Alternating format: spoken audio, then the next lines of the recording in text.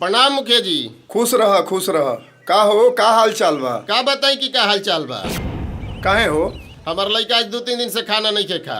हमारा लड़का के ओकर लड़की बिगाड़ देले बिया। केकर लड़की? और वह जनत नहीं कि हमरा केकरा से झगड़ा बा, ओकरे लड़की। अच्छा अच्छा, हम समझ गई नी।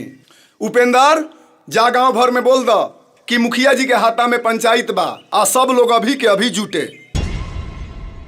अब दोनों लोग सब कोई के सामने आपन आपन बात रख। तूने ऐसा क्यों किया? मैंने क्या किया?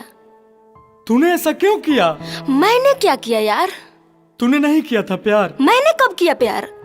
तूने नहीं किया था प्यार। अरे मैंने कब किया यार? मैंने कब किया यार? जान मेरी जान मन बचपन का प्यार मेरा भूल नहीं जाना रे। जैसा मेरा प्यार है जान तुझे किया है, बचपन का प्यार मेरा भूल नहीं जाना रे। बकवास बंद करो। करती थी वादे कभी 7 जन्म के, रहेंगे हम सिर्फ तेरे ही बनके। पल भर में सारा इज्जत नीलाम कर दिया, अजीब लगते हैं आज तेवर सनम के।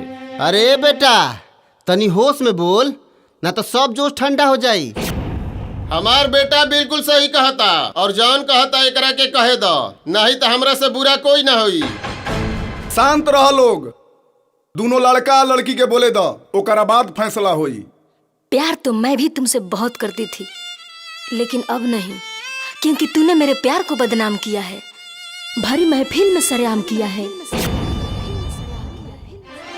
बात मेरी मान ले, तेरा मेरा दुश्मन सारा ये जमाना रे।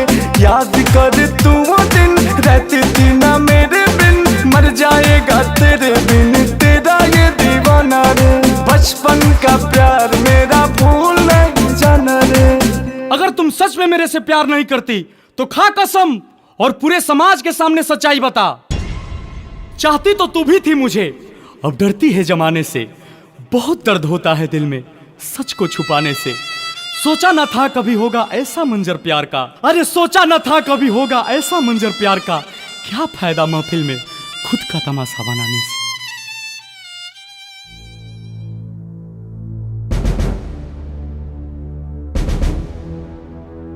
बोला बेटा, तुम्हारा मन में जो भी बा खुल के बतावा।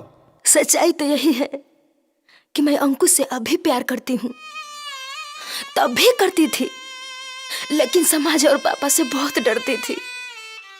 हम तू लोग के प्यार के सम्मान करतानी और तू लोग के प्यार हमरा कबूल बा।